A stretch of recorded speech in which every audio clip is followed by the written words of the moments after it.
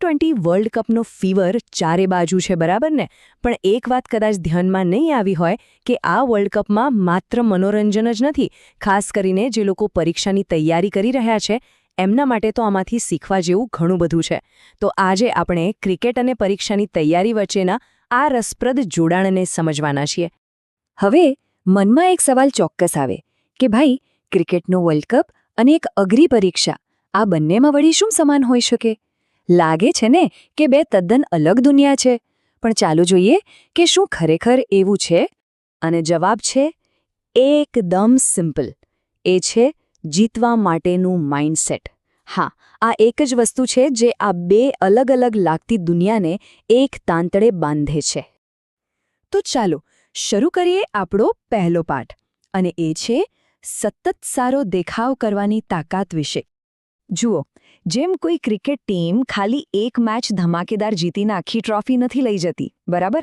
એમને દરેક મેચમાં સારું રમવું પડે છે. બસ એ જ રીતે કોઈ પણ વિદ્યાર્થી એક દિવસ 10-12 કલાક વાંચીને સફળ નથી થઈ શકતો. સાચી સફળતા તો રોજે રોજની નિયમિત મહેનતથી જ મળે છે. હવે આગળ વધીએ આપણા બીજા પાઠ તરફ. આ પાઠ છે ટીમવર્ક જેવો જ, એટલે કે બધા વિષયોને કેવી રીતે સાથે લઈને ચાલવું. ક્રિકેટ મેચનો વિચાર કરો. શું ખાલી સારા બેટ્સમેન હોય તો મેચ જીતી શકાય?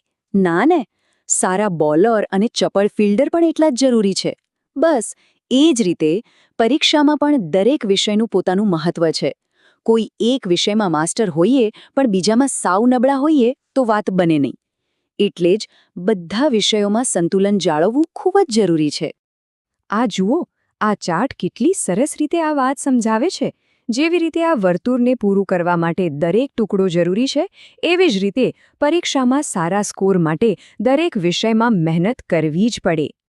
ઓકે, હવે વાત કરીએ એક એવી સ્કિલની જે ક્રિકેટ અને પરીક્ષા બંનેમાં નિર્ણાયક સાબિત થાય છે, અને એ છે પ્રેશરમાં શ્રેષ્ઠ પરફોર્મન્સ આપવું. વિચારો, વર્લ્ડ કપની ફાઇનલ મેચ, કેટલું બધું પ્રેશર હોય છે. એમાં જે ખેલાડી શાંત રહી શકે એ જ મેચનો હીરો બને છે. હવે પરીક્ષા હોલનું દ્રશ્ય યાદ કરો. એ પણ કંઈ ફાઇનલ મેચથી ઓછું નથી હોતું. જે વિદ્યાર્થી ગભરાયા વગર શાંતિથી સમયનું સંચાલન કરી લે, એ જ સારા માર્ક્સ લાવી શકે છે. અને હવે આવે છે સૌથી અગત્યનો મુદ્દો, જે દરેક ચેમ્પિયન જાણે છે: પ્રેક્ટિસથી પરફેક્શન સુધીની સફર. કોઈ પણ મહાન ખેલાડી સીધો મેદાનમાં રમવા નથી ઉતરી જતો. એની પાછળ હજારો કલાકોની, હજારો બોલની પ્રેક્ટિસ હોય છે, બરાબર? એ જ રીતે ખાલી થિયરી કે પુસ્તકો વાંચી લેવાથી પરીક્ષા પાસ નથી થવાતી. એના માટે જોઈએ સખત, અને મારો મતલબ છે ખૂબ જ સખત પ્રેક્ટિસ. અને આ પ્રેક્ટિસ કેવી રીતે કરવી? તો એના આ 3 મુખ્ય સ્તંભ છે: મોક ટેસ્ટ આપવી, પાછલા વર્ષોના પેપર સોલ્વ કરવા અને કરેલા અભ્યાસનું સતત રિવિઝન કરવું. આ 3 ખૂબ જ જરૂરી છે. સારો, જીતવાની વાત તો થઈ, પણ હારનો શું? આપણો 5મો પાઠ એ જ શીખવે છે કે નિષ્ફળતામાંથી કમબેક કેવી રીતે કરવું. કોઈ ટીમ એક મેચ હારી જાય તો શું ટુર્નામેન્ટમાંથી બહાર થઈ જાય છે? ના, એ લોકો પોતાની ભૂલો સુધારીને વધુ મજબૂતાઈથી પાછા ફરે છે. તો પછી એક મોક ટેસ્ટમાં ઓછા માર્ક્સ આવે તો નિરાશ થવાની શું જરૂર છે? એને એક શીખ તરીકે લો. ભૂલો ક્યાં થઈ એ સમજો અને આગળ વધો. આ વાક્ય બરાબર મગજમાં બેસાડી દેવા જેવું છે. ઓછા માર્ક્સથી નિરાશ નથી થવાનો, પણ એનું વિશ્લેષણ કરીને આગળ વધવાનું છે. દરેક ભૂલ એક તક છે. અને હવે આવીએ આપણા છેલ્લા અને સૌથી સ્માર્ટ પાઠ પર: જીતવા માટેનો માસ્ટર પ્લાન, એટલે કે સ્માર્ટ ગેમ પ્લાન. T20 ક્રિકેટમાં દરેક બોલ, દરેક ઓવર કિંમતી હોય છે. એટલે જ દરેક ઓવર માટે એક ખાસ રણનીતિ હોય છે. બસ એવી જ રીતે તૈયારીમાં પણ હાર્ડવર્કની સાથે સ્માર્ટ વર્ક જરૂરી છે.